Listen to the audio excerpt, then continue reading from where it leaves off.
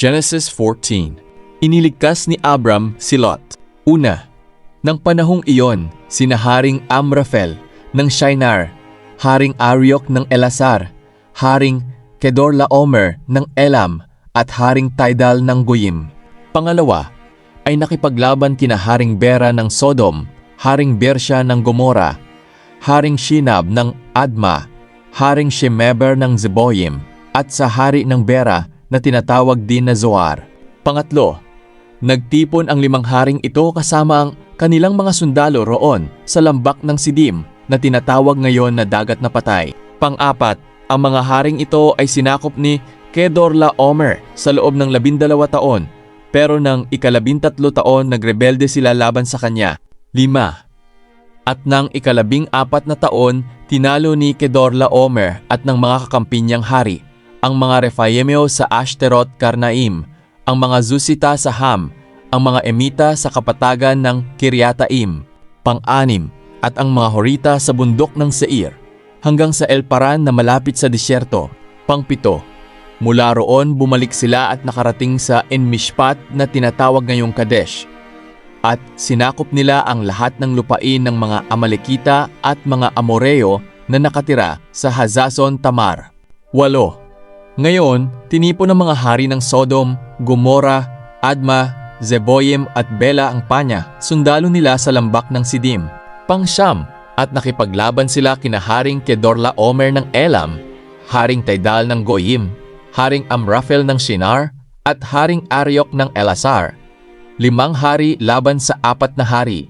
Pang-10, ngayon ang lambak ng Sidim ay may maraming malalim na hukay na pinagkukunan ng aspalto. At nang tumakas ang hari ng Sodom at ng Gomora kasama ang mga tauhan nila, nahulog sila sa mga balon, pero ang iba nilang kasama ay tumakas sa mga bundok.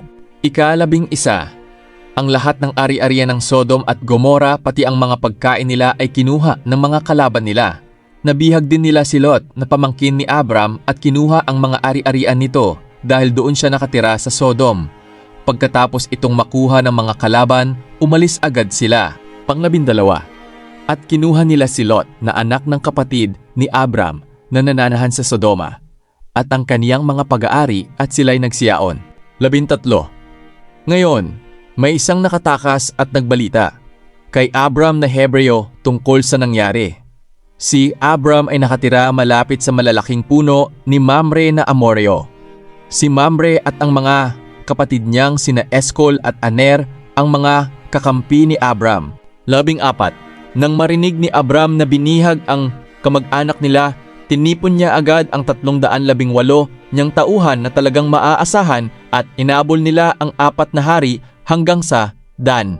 15, kinagabihan, hinati ni Abram ang mga tauhan niya at nilusob nila ang mga kalaban at natalo nila ito. Ang ibang nakatakas ay hinabol nila hanggang sa Hoba, sa hilaga ng Damascus. 16, binawi nila ang lahat ng ari-arian na inagaw ng mga kalaban. Binawi rin nila si Lot at ang mga ari-arian nito, pati ang mga babae at ang iba pang mga tao. Binasbasan ni Melchizedek si Abram. 17, nang umuwi na si Abram matapos nilang talunin si Kedorlaomer at ang mga kasama niyang hari, sinalubong siya ng hari ng Sodom sa lambak ng Save. 18, sinalubong din siya ni Haring Melchizedek ng Salem at pari ng kataas-taasang Diyos. May dala si Melchizedek na pagkain at inumin. Saramin mapa. Binasbasan niya si Abram at sinabing, "Nawa ipagpalaing ka, Abram, ng kataas-taasang Diyos na lumikha ng langit at mundo." 20, purihin ang kataas-taasang Diyos na nagbigay ng tagumpay sa iyo laban sa mga kaaway mo. Pagkatapos, ibinigay ni Abram kay Melchizedek ang 10 bahagi ng lahat ng bagay na nakuha niya sa labanan. 21, ngayon sinabi ng hari ng Sodom kay Abram, "Sa iyo na lang ang lahat ng ari-arian ko na nabawi mo, pero isauli mo lang sa akin ang lahat ng tauhan ko."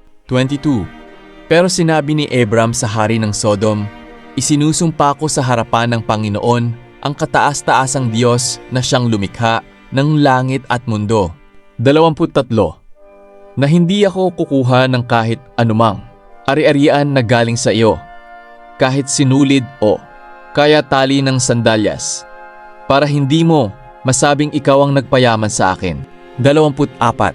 Hindi ako tatanggap ng kahit anuman para sa sarili ko.